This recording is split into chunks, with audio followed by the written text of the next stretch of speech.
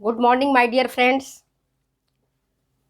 आप लोग को मेरे इस यूट्यूब चैनल पर हार्दिक स्वागत है, अभिनंदन है। मैं हूं doctor Vrinda Singh, associate professor home science, government girls college Jodhpur. बच्चे, आप लोग कमेंट में लिखते हो कि मैडम जी आप मुझे सिलेबस समझा दीजिए। आपने सिलेबस भेजा है। बेटा, मैं अगले वीडियो में जब बनाऊंगी तो मैं आपका सिलेबस समझा दूंगी। हालांकि मैंने एक बार सिलसिलेवार एक नज़र में मैंने आपकी सिलेबस देखी है, तो उसमें 5 ब्रांच आपको पढ़ना है। एक्सटेंशन एजुकेशन भी है, न्यूट्रिशन भी आपको पढ़ना है, एनवायरनमेंट भी पढ़ना है, एनवायरमेंटल पॉल्यूशन को भी पढ़ना है, और जो मैं आपको बता रही हूँ कंटामिनेटेड डिजीजेज, जिसका आज मैंने वीडियो डाला हुआ है, तो आप उसको भी पढ़ोगे, स्वाइन फ्लू, है ना। और पूरा डिटेल्स पढ़ोगे। पढ़ना बेटा डिटेल्स में है। कुछ बच्चे कहते हैं कि मैडम आज भी होम साइंस हमारा बहुत पीछे है। हाँ बेटा, होम साइंस पीछे है, नो डाउट, क्योंकि हमने इस पर ज़्यादा इफर्ट्स नहीं किया। ना हमने किया और ना हमने प्रयास किया कि इस सब्जेक्ट को आगे बढ़ाया जाए। धीरे धीरे इस सब्जेक्ट के प्रति लोगों की रुचि कम होते गई, जिसके पीछे हम भी जिम्मेदार हैं और हमारा प्रशासन भी जिम्मेदार है। प्रशासन में सरकार, अगर सरकार जैसे हिस्ट्री का, सोशियोलॉजी का प्रश्नों को कॉम्पिटिटिव एग्जामिनेशन में डालती है, तो सभी बच्चे पॉलिटिकल साइंस और हिस्ट्री लेते ही हैं। इसी तरह से मेरा एक सुझाव है, अगर होम साइंस के गृह विज्ञान के प्रश्नों को भी कॉम्पिटिटिव टेस्ट में डाला जाए, जैसे न्यूट्रिशन के कुछ इंपॉर्टेंट पार्ट्स हैं, आप जानते हो, मान लो कि आपका विटामिन डेफिशिएंसी डिजीजेज है, अगर ये डाला जाए कॉम्पिटिटिव एग्जामिनेशन में 5 या 10 क्वेश्चंस जितने उनके आते हैं जो परसेंटेज के हिसाब से, तो लोगों को होम साइंस में पढ़ने की रुचि बढ़ेगी। ये मैं बार बार आग्रह कर रही हूं कि आप लोगों के प्रयास से अगर ऐसा हो जाए तो हमारा होम साइंस एक जो सब्जेक्ट है वो बहुत बढ़िया सब्जेक्ट बन जाएगा। कुछ बच्चे कहते हैं मैडम हमने होम साइंस में जस्ट पास कर लिया है, पास बुक पढ़ के। मेरे दोस्तों, मेरे प्यारे बच्चों, होम साइंस को हमने खुद पीछे ढकेला है। हम ओरिजिनल बुक्स नहीं पढ़ते हैं, हम किताबें नहीं पढ़ते हैं, हम क्या पढ़ते हैं? पासबुक पढ़ते हैं, 1 वीक सीरीज। अरे भैया, अगर 1 डे सीरीज आएगा तो भी आप खरीद लोगे कि एक दिन में पढ़ करके मैं पास हो जाऊंगी। लेकिन बेटा, केवल पास हो सकते हो, केवल और केवल पास हो सकते हो, कभी कंपटीशन क्वालिफाई या पास बुक पढ़ के नहीं कर सकते हो। मैं खुद उसका एग्जाम्पल हूं। मेरे पास भी आए ऑथर, प्रकाशक आए, कुछ ऑथर भी मेरे पास आए कि मैडम पासबुक लिखिए, आपको खूब पैसे मिलेंगे। हमें पैसा नहीं चाहिए, हमें पासबुक लिख करके पैसा नहीं चाहिए। मैंने प्रकाशक को मना कर दिया, मैं आपको नहीं दे सकती हूँ। आप देखो कई सारे पासबुक में, और मैं कुछ लेखक का नाम नहीं बोलना चाहती हूँ यहाँ पर, उन लोगों ने मेरी किताब की एक पैरा छोड़ा, एक पैरा लिखा, एक पैरा छोड़ा, एक पैरा लिखा, और इस तरह से उन्होंने अपनी किताब बना ली। मैंने उस पर भी कोई कंप्लेन नहीं किया। हो सकता है अगर इसके माध्यम से आप अगर किसी को थोड़ा सा पढ़ लेते हो तो भी हमारे लिए अच्छी बात है। अगर मैं चाहूँ तो मैं कंप्लेन भी कर सकती हूँ, लोगों को पता होगा। वो क्या करते हैं, पूरी मेरी जो 5 ब्रांच है, एक्सटेंशन एजुकेशन की है, या न्यूट्रिशन की है, या मैनेजमेंट की बुक्स है, या क्लोथिंग टेक्सटाइल की है, उनमें से क्या किया, एक पैरा छोड़ा, एक पैरा हूबहू ले लिया, एक पैरा के आधे हूबहू उतार लिया। इस तरह से उन्होंने एक किताब बना ली। मुझे कब पता चला, जब मैं कुछ किताबों को टटोली और मैं कुछ रेफरेंसेस देखना चाहिए कि इन बुक्स में क्या है। जब मैंने देखा तो मेरी आंखें खुली रह गई, आंखें फटी की फटी रह गई। लोग ऐसा भी करते हैं कि पूरी की पूरी किताब उतार करके और छपवा लेते हैं, और छपा भी जोधपुर से है। वो प्रकाशक मेरे पास आया, हमने कहा प्रकाशक महोदय ये पूरी की पूरी किताब मेरे पास है, मैं बताइए क्या करूं। फिर आगे मैंने कोई भी काम करने से मना कर दिया। तो बेटे, मैं कहती हूं नकल करना बंद कर दो, पासबुक से पढ़ना बंद कर दो। रियली में अगर आप चाहते हो सफलता प्राप्त करें, सफल होएं। कुछ बच्चे लिखते हैं कि मैडम हर बार मैं कुछ क्वेश्चंस गलतियां रह जाती हैं और मैं रह जाती हूँ। हर पेपर में ऐसा हो जाता है, हर पेपर में जब मैं एग्जामिनेशन देता हूँ या देती हूँ, मेरे साथ ऐसा हो जाता है। बेटा, ये होता नहीं है, कहीं ना कहीं हमारे पास कॉन्फिडेंस की कमी है। जब हमारा कॉन्फिडेंस की कमी होगी तब हमें लगेगा ऑप्शन नंबर 1 करेक्ट है, कई बार लगता है माइंड में ऑप्शन नंबर 2 करेक्ट है, कई बार लगता है माइंड में क्वेश्चन नंबर 3 का ऑप्शन नंबर सी करेक्ट है, और इस तरह के कंफ्यूजन में हम फंस जाते हैं। क्यों होता है मैंने आपको पहले बताया, इसके पीछे बड़ा रीजन है हमारे आत्मविश्वास की कमी और हमारा डेप्थ नॉलेज। अगर आपका नाम, जैसे मेरा नाम वृंदा है, कोई भी कहीं से आवाज आती है वृंदा, तो मेरी कान में पहले आवाज पड़ती है कि वृंदा शायद मुझे पुकारा जा रहा है, और मैं पलट के झांक के देखती हूँ। हो सकता है वृंदा नाम की उनके कोई और दूसरी लड़की होगी जिससे उन्होंने पुकारा होगा, पर मेरी कान में आवाज जाती है, हम समझ जाते हैं। इसी तरह से अगर प्रतियोगी परीक्षा की तैयारी करना चाहते हैं बेटे, तो डेप्थ नॉलेज रखिए, किताबों को पढ़िए और मूल किताब को पढ़िए। जैसे कोई बच्चे पूछते हैं हेल्थ साइंस के अंग्रेजी में कौन सी बुक्स पढ़े मैडम, हेल्थ साइंस में मैं बताऊं जेई पार्क एंड के पार्क की किताब है, इतनी मोटी वॉल्यूम है। अगर आप उस किताब को पढ़ लोगे तो मैं समझती हूँ जो आपके सिलेबस के भीतर है, अगर उन किताब से पढ़ लोगे, जेई पार्क और के पार्क हैं, अगर उनकी किताब आप पढ़ लोगे तो निश्चित तौर पर आप उससे संबंधित कोई भी ऐसा क्वेश्चन नहीं है जिससे आप नहीं कर पाओगे। तो प्रतियोगी परीक्षा की तैयारी के लिए सबसे पहले आपको ओरिजिनल बुक्स पढ़नी पड़ेगी। आप मीडियम पर मत जाओ कि अंग्रेजी मीडियम है या हिंदी मीडियम है, भाषा तो कोई भी हो सकता है, अंग्रेजी भी हो सकता है, हिंदी भी हो सकता है। तो हिंदी मीडियम होना कोई गलत नहीं है, और इसके लिए आपको कभी आपके मन में कभी कॉम्प्लेक्स नहीं आना चाहिए, कभी नहीं आना चाहिए, हीन भावना नहीं उत्पन्न होनी चाहिए कि मुझे अंग्रेजी नहीं आती है। कोई बात नहीं, नहीं आती है, नहीं आती है, हिंदी तो आती है, हिंदी तो हमारी मातृभाषा है, हिंदी में तो पुस्तकें हैं, उन पुस्तकों को पढ़ेंगे। इसी तरह से अगर एनाटॉमी एंड फिजियोलॉजी की किताब पढ़नी है आपको, तो मैं आपको बताऊं किनकी किताब मैंने पढ़ी थी, हम लोग पढ़ते थे, बहुत अच्छी किताब थी, मोटी थी, जिसको बच्चे भी पढ़ते थे। अभी मुझे किताब का नाम ध्यान नहीं आ रहा है, फिर मैं आपको बता दूंगी।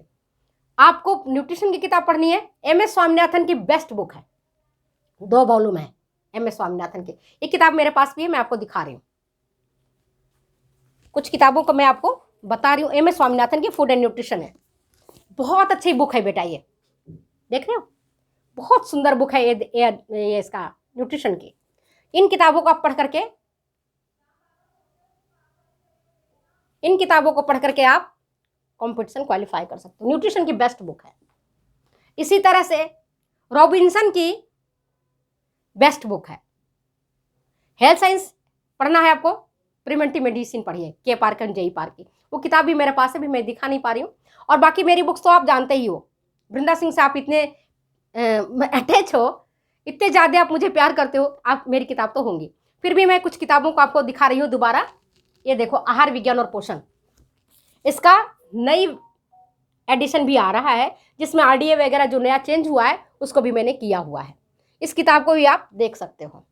इसके बाद आप मानव विकास पारिवारिक संबंध, जिसमें डेवलपमेंटल टास्क हैं सारे, बर्थ से लेकर के डेथ तक, हर स्टेज का, early childhood, late childhood, adolescence,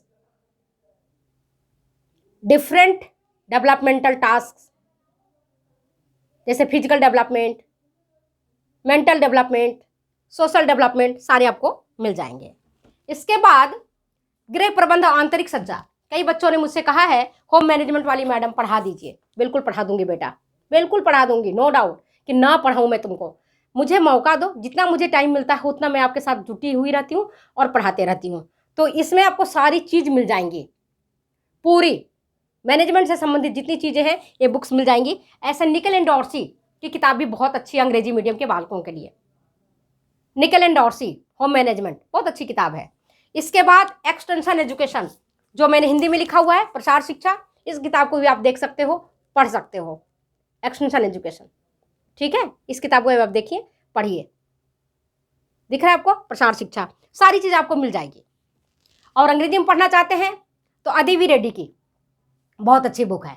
और दूसरा है कम्युनिटी डेवलपमेंट का किताब है, अभी मेरे ख्याल से ऊपर है, मैं लेके नहीं आ पाई हूँ, और दिखा दूंगी कभी। वो है आपका ओपी धामा की बेस्ट बुक है, उसमें सारी चीज़ आपको मिल जाएंगी। इस तरह से मैंने कुछ किताबों के बारे में आपको बताया है। और हेल्थ साइंस की जो बच्चे यूजी की परीक्षा दे रहे हैं, है ना, यूनिवर्सिटी की, उसके लिए हेल्थ साइंस से छोटी सी पुस्तक है, आप ले सकते हो। अगर यूनिवर्सिटी की परीक्षा आप दे रहे हैं और आपके हेल्थ साइंस में डिफरेंट डिजीज है, पॉल्यूशन है ना, तो सारी चीज़ें अकॉर्डिंग टू सिलेबस है, आप इसे देख सकते हैं। और मैंने आपको ये क्लोथिंग टेक्सटाइल की किताब मैंने शायद आपको नहीं दिखाया है, तो वो भी मेरे द्वारा लिखी हुई पुस्तक है, वस्त्र विज्ञान और परिधान, सारी चीज़ें मिलेंगी आपको। तो इस तरह से बहुत सारी पुस्तकें हैं, जिनमें से कुछ सेलेक्टेड पुस्तक को आप लीजिए, क्योंकि सब अगर देखने लगोगे ना तो ये सागर है, आप घबरा जाओगे। तो कुछ जिससे आपको कंसेप्ट क्लियर हो रहा है, मान लो आपको हिंदी से कंसेप्ट क्लियर होता है, तो पहले उसको हिंदी में पढ़ लो, अगर, है ना, और पढ़ोगे 2-3 बार 4 बार पढ़ोगे तो आपको याद हो जाएगा। फिर धीरे धीरे धीरे धीरे आपको स्मरण हो जाएगा। फिर जो क्लिष्ट सब्जेक्ट है, जो क्लिष्ट टॉपिक है, उसको पहले करो। कई बच्चे कहते हैं मेरे से नेट नहीं निकल रहा है, नेट की परीक्षा नहीं निकल पा रहा है। नेट की परीक्षा क्यों नहीं निकल पा रहा है बेटा? कहीं ना कहीं कोई हमारे में कमी रह गई है, क्योंकि नेट में 5 ब्रांचेज से प्रश्न आते हैं। होम साइंस की जो 5 ब्रांच है, सब में से प्रश्न आता है, और यही कारण है कि हम वहां रह जाते हैं, कोई कोई हमारा सब्जेक्ट वीक होता है। तो जो बच्चे यूजी में हम पढ़ते हैं, बीएससी होम साइंस में या बीए में, तो हम 5 ब्रांच को पढ़ते हैं। ऐसा नहीं कि हम 5 ब्रांच को नहीं पढ़ते हैं। तो जब 5 ब्रांच को पढ़ते हैं, उस समय हम क्या करते हैं, पढ़ते समय हम ध्यान नहीं देते हैं, और जब हमारा समय निकल जाता है तब हम ध्यान देने लगते हैं, यही हम मार खा जाते हैं। तो हमको ये नहीं करना है, हमें क्या करना है, हमें पढ़ने पर ध्यान देना है फ्रॉम वेरी फर्स्ट डे। जब से आप ठान लो कि मुझे करना है, अगर आपने नहीं कर लिया, पीछे गुजर गई, जो बीत गई सो बात गई, अब उसको हम सुधार नहीं सकते। लेकिन अब कंपटीशन का जमाना है, आप कुछ करना चाहते हैं, आप टीचर बनना चाहते हैं, आप नेट करना चाहते हैं, मैं तो चाहती हूं आप हमारी तरह और हमसे भी ऊंचा आप आइए और पढ़ाई कीजिए, खूब अच्छा कीजिए, आप खूब अच्छा रिनाउंड प्रोफेसर बनिए, रिनाउंड रिसर्चर बनिए, तब हमें खुशी होगी कि हमारे बच्चों ने बहुत अच्छा काम किया है। तो जो बच्चे कहते हैं मैडम राजस्थान से पीएचडी के बारे में बताइए, मेरे प्यारे बच्चों, राजस्थान से पीएचडी करने के कोई अलग तरीके नहीं है। आपका जो नेट का परीक्षा होता है, जेआरएफ नेट, उसके माध्यम से एडमिशन मिल जाती है, और साथ में आपको इतने पैसे मिल जाते हैं जिससे कि आपका खर्चा निकल जाए। तो सरकार तो चाहती है कि बेटियां पढ़े, बेटियां बढ़े, लेकिन अब हमें तो सरकार को करके दिखाना पड़ेगा कि हम कैसे पढ़ें, कैसे बढ़ें, कैसे आगे बढ़ें। ये झंडा तो हमें अपने हाथ में लेकर चलना पड़ेगा। कई बच्चे कहते हैं, हम देखते हैं कमेंट पढ़ते हैं कि मैडम घर में बहुत तकलीफ होती है, परिवार वाले कहते हैं तुम ऐसे ही हो, ऐसे ही रहोगे, आगे नहीं बढ़ोगे, परिवार संभालो, घर संभालो, बच्चा संभालो। बेटा उस चीज को निगेटिव मत लो, उस चीज को निगेटिव मत लो, उसे पॉजिटिव लो, उसे पॉजिटिव लो, सकारात्मक रूप में लो, और उस बातों को दिमाग में रखो कि जिसने कहा कि तुम कुछ नहीं कर सकती हो, उसे करके बता दो कि मैं कर सकती हूं, आई विल डू। हाँ, थोड़ा वक्त लगेगा, वक्त लगेगा, लेकिन मैं कर लूंगी। ऐसा कुछ नहीं होता कि मैं नहीं कर पाऊंगी। मैं बता रही हूं, फिर से मैं बता रही हूं कि जो परिस्थितियां आपको झेलनी पड़ रही है, कहीं उससे मुझे 10 गुना अधिक झेलना पड़ा था, 10 गुना अधिक। आप यू कांट इमेजिन, 10 गुना अधिक। मैं जब रोटी बनाती थी तब पर भी मैं पास में रखती थी कि मैं अपने कुछ क्वेश्चंस को रोटी बनाते हुए भी कर लूँ, आटा गूंथते हुए कर लूँ। पास में रखती थी चीज़ों को, पास में रखती थी चीट को, कि मुझे याद हो जाए।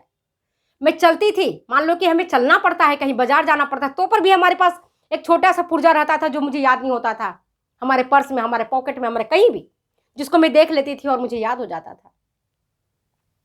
आज भी याद होता है, आज भी मुझे आपको पढ़ाना है तो मुझे लगता है कि मुझे करना है, और कॉलेज के साथ, अपने बच्चों के साथ, अपने परिवार के साथ परिस्थितियां आती है बेटा, मुश्किलें आती हैं। ऐसा नहीं कि जीवन में मुश्किलें नहीं आएंगी, कठिनाइयां तो आती हैं, कठिनाइयां राह भी दिखाती हैं।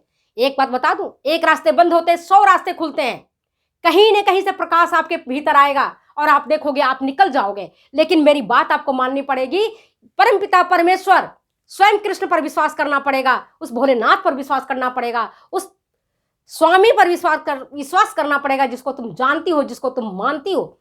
सब उस पर छोड़ दो, सब उस पर छोड़ दो और केवल कर्म करो। भूल जाओगे, तुम्हें याद नहीं रहेगा कि कब सुबह हो गया, कब शाम हो गया। अब मैं खुद उसका एग्जाम्पल हूँ बेटा। जब मैं पढ़ने बैठती हूँ मुझे याद नहीं रहता 6 घंटे हो गए, मुझे याद ही नहीं रहता 7 घंटे हो गए, मुझे भूख भी नहीं लगती, मुझे प्यास भी नहीं लगती, मुझे पेशाब भी नहीं लगता, सारी चीजें रुक जाती हैं, पता नहीं क्यों।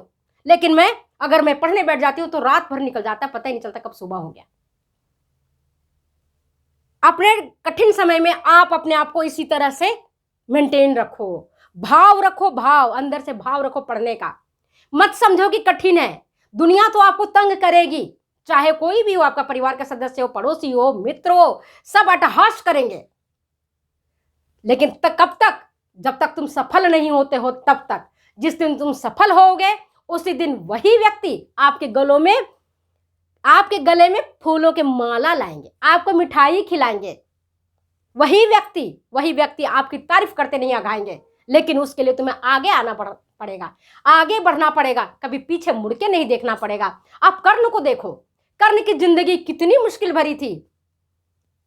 गुरु परशुराम के पास गया शिक्षा ग्रहण करने के लिए, बेचारे ने मजबूरीवश, ब्राह्मण नहीं था, इस कारण उसने अपना परिचय सूत पुत्र कह करके नहीं दिया, क्योंकि उसको पता था परशुराम उसे भगा देते। गुरु परशुराम से उसने शिक्षा प्राप्त किया, चाहे उसकी मजबूरियां थी, छल कहो, कपट कहो, कुछ भी कहो, वहां से भी उसे अभिशाप मिला। क्या कर्ण हारा? क्या कर्ण थका?